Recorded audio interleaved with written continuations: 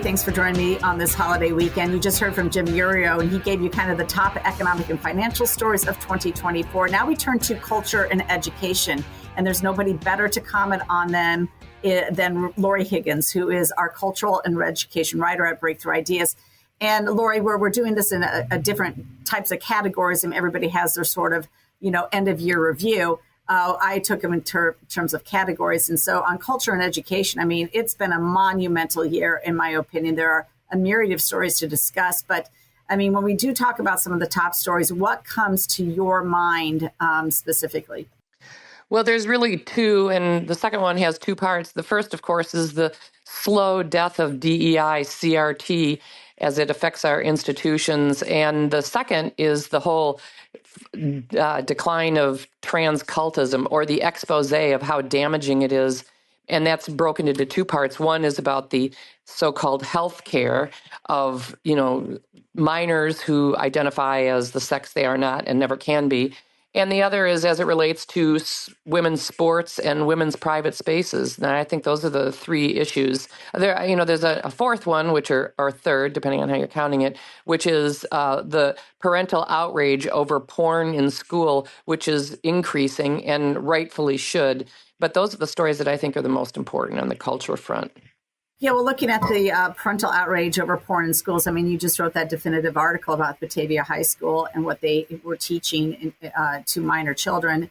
And, in the article that we wrote, and again, listeners can find this at breakthrough-ideas.com, go under read and look at Laurie Higgins' articles, and you will see the one on Batavia High School. And, those passages that are in the book, I couldn't say them on air. I'd be fined. George would be fired, my producer. So, I mean, and yet it's there, it's everywhere. And your article garnered a lot of attention, and I think we need to expose more of that. Of course, we need parental help in doing that. Parents need to speak up. Right. I mean, one of the problems is parents have to be more vigilant. Unfortunately, in the days of in loco parentis, we could just trust that our school officials would uphold decent standards, but we can't depend on that anymore. So parents have to look into particularly what English teachers are doing, because that's where you'll find the English departments are hotbeds of leftist activism. The problem is which the left has been rationalizing having like extraordinarily graphic pornographic sex scenes in books by saying things like, well, it's just these small portions, these very brief passages in these books. But these passages are so egregiously obscene that there is no context that can justify them when being taught to minors. And any adult who's mature and wise and decent should be able to, when they're reading a novel, say, no, this novel is off limits to exposing minor children to, simply because there is no context that can justify them. So, and that's what the teacher who defended this and who they've since pulled the book, she said, well, she was very focused on the dystopian elements of the novel and how it connected to another novel they were teaching. And she was so absorbed in those issues that she didn't notice passages that, as you say, I can't even read them now. You couldn't put your podcast out with these passages. They couldn't appear in a public newspaper. I don't think they could appear in a public newspaper, even with asterisks, for the foul language, because they're so graphic. And this is, are we so desensitized that our school leaders, and by that I mean teachers, department chairs, principals, school board members, can't see that those passages are unacceptable to be presented to minor children? The book is called The School for Good Mothers, and obviously it's not just the teacher that needs to be called on the carpet. I actually personally think that she should lose her position. She's jeopardized the innocence of any minors. And I don't want to hear about, well, juniors in high school are innocent anymore. It doesn't matter. You are supposed to assume that at all costs, and you are not also supposed to double down on bad culture. And that's what they did. But where is the English department head? Where is the principal? Where is the superintendent? They all should be held to account, because this is just an indicator of other rot that possibly is going on in the schools. And while this book is specifically to delve into the LGBTQ community, that's another area that, when we talk about culture, I believe is really coming apart and has had its comeuppance in 2024. What say you? Well, one of the things when you were talking about, schools exposing students to this, I don't care if they're 17, I don't care if they've turned 18 years old. What is the role of education? What should schools be aspiring to?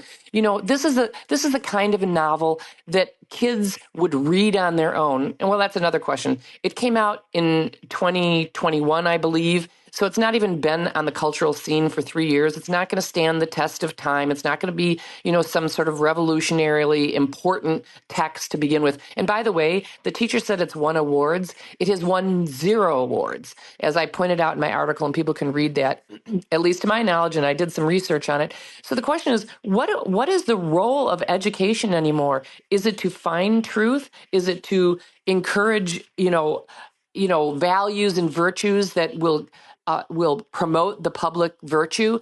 I mean, what is it? And because this novel clearly does not do it. It's degrading. It's depraved. And so, yeah, I mean, we have to do better in our expectations. And parents should be asking, what criteria are English teachers particularly, but this can go in other departments, what criteria are they using to determine whether a book, novel, play should be included in curricula or not? And so, are they including the nature and extent of sexual obscenity? Because I think most parents would think, yes, that should be a criteria that's included. When you're talking about a publicly funded school that has a very diverse population, we should be taking that into account. Well, you know what? Okay, so let's go to your next topic, and that's basically the trans healthcare, the undoing of that, and the opposition to men and women's sports locker rooms. You cite those as also real important cultural touch points that have been basically exposed in 2024. And what's really tragic about this is this information should have been out years ago, which might go to the topic of the article maybe we'll be talking about at the end about the, tablet article. Mm-hmm. Yeah, exactly, the tablet article. But because I've written a decade ago, I wrote about all the possible health risks to young children who are put on puberty blockers and on cross-sex hormones.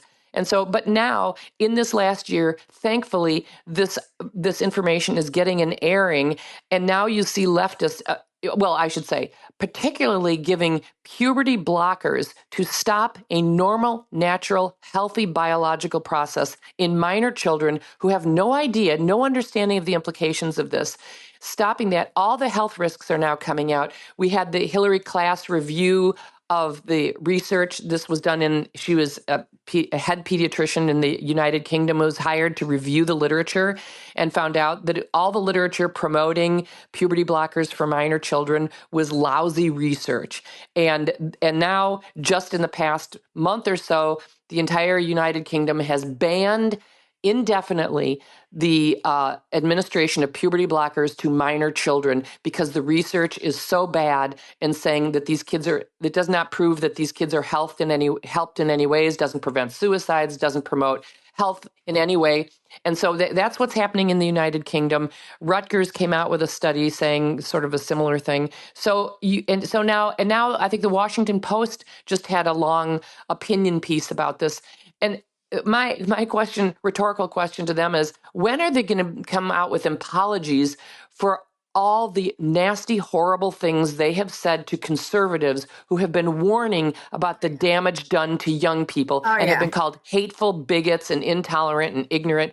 And now I have been personally called that as so many times I can't even keep track. Oh, you and me both. My friends my family has been threatened over the years for me saying this, death wishes on my children and things like that. I mean, it's an outrage. And now schools are still facilitating the social transitioning of kids. Schools are still, concealing information, facilitating their social transition at school, using incorrect pronouns, using their made up names and concealing it. But now we can talk about that. Right. Now we can talk about that. Now we won't be shouted down. Now it'll be fine. And the other important thing before we go to break, because we got to go to break, I have lots more to discuss with you, but I want to take a quick break here in a minute.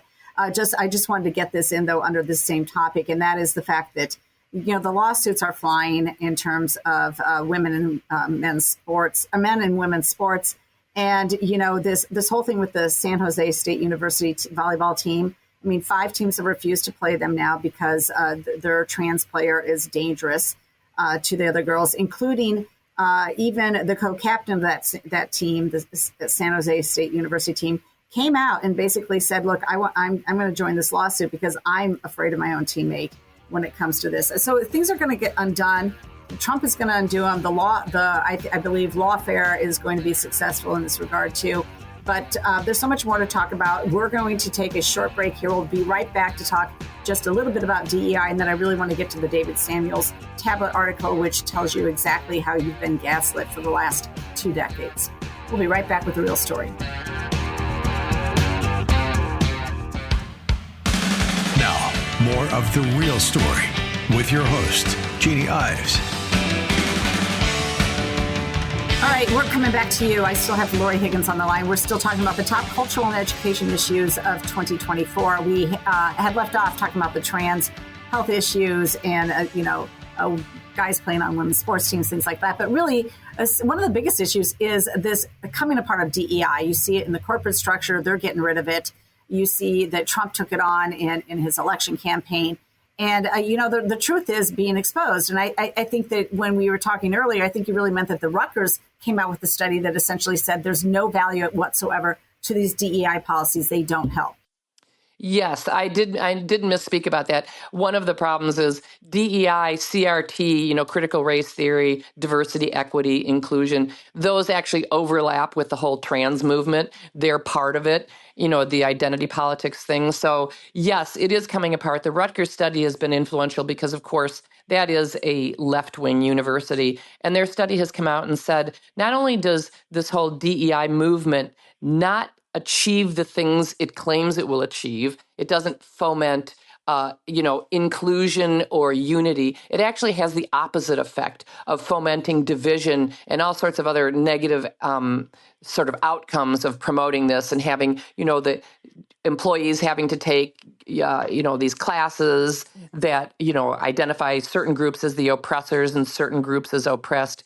So as you say, we're seeing that in the corporate world, which is they're getting rid of DEI offices. That should be happening because most public high schools have, or many of them have DEI officers also who have, big salaries. Yeah, you're at the point where West Point has a diversity minor. This needs to go, and we're going to make it go away. I was reading a Christopher Rufo open letter to Donald Trump about DEI, and he said, and this is very interesting in my opinion, the first step is to understand how DEI bureaucracies became embedded in the federal government. That is the result of actions by 2 presidents, Barack Obama, who issued Executive Order 13583, which laid the groundwork for many national diversity initiatives, and Joe Biden, who signed Executive Orders blank and blank, which entrenched DEI principles into every federal department and rooted billions of dollars towards advancing this ideology throughout American history. Now, this is interesting in light of the fact that David Samuels came out with that incredible article exposing exactly what was going on, how we've been gaslit, how the propaganda machine of Obama and Axelrod and Chicago, machine politicians, how it has really done a number on America. I mean, his rapid onset political enlightenment, the e-publishing tablet is a must read for everybody. It absolutely, it was, you sent it to me and it took me a couple days to get to it. It's longer, but I'm really hoping that everyone reads it because it's astounding in its comprehensive analysis at how we are in a cultural revolution now and how influential David Axelrod and Barack Obama have been in creating this disaster of a culture. It's like propaganda embedded throughout the culture through marketing and social psychology tactics. It's really astonishing. And people really need to, I was going to recommend people gather in the new year, gather together with friends on some evening and have a little study group about this article and really talk about it. It's so meaty and it's so astonishing. That's a great idea. Yeah. And, I wanted to go back to say one thing about DEI. What else came out in this past year was that both Robin DiAngelo, who wrote White Fragility, and Ibram X. Kendi, whose book both of their books have been hugely influential. They've both been exposed as frauds, as do-nothing frauds. Robin DiAngelo was found out to have plagiarized numbers of passages in her books. And these people have been paid by state universities thousands of dollars to come in and promote their bogus ideas. Well, this was all part of the Obama thing. If you read David Samuel's piece again, if you read that piece, I mean, he basically says that they had their own sort of level of experts that really weren't experts. And all they needed was somebody to kind of signal from the educated class that, that diversity was this and diversity helps there, and we need to do this. And essentially what they did is they changed the cultural and world view of influencers sufficiently to then try and pass that off into the culture as real things. And the fraud is all becoming undone, but they needed the Robin DiAngelos to come in and weigh in on the conversation and give them the Ibram X. Kendis. They needed them. They were a tool in Obama's toolbox to try and change culture. Right. So that they could continue to win elections. And you know what? It's all undone because Elon Musk bought Twitter, opened it up to free speech, and Donald Trump refused to bow to them, refused. Yeah, that's what he's telling a story. Samuel's in this tablet article, and the story has heroes and villains, and the villains are Obama and Axelrod, and the heroes are Musk, Trump, and then Netanyahu, which is off topic right now, but still a really interesting part of the story. And what he's talking about is, as the legacy press dies and becomes less influential, the way that legacy press operated by having experts, by looking at facts objectively and neutrally, that procedure, that process has gone away. And instead now they manufacture experts who then reinforce beliefs and shape the culture in ways that people don't even realize. It's really a remarkable essay. People should read it. Yep. Well, she is the best on this topic. I want to thank her so much for joining me tonight on The Real Story. And Laurie, you have a great New Year's. Thank you. Same to you. Bye-bye.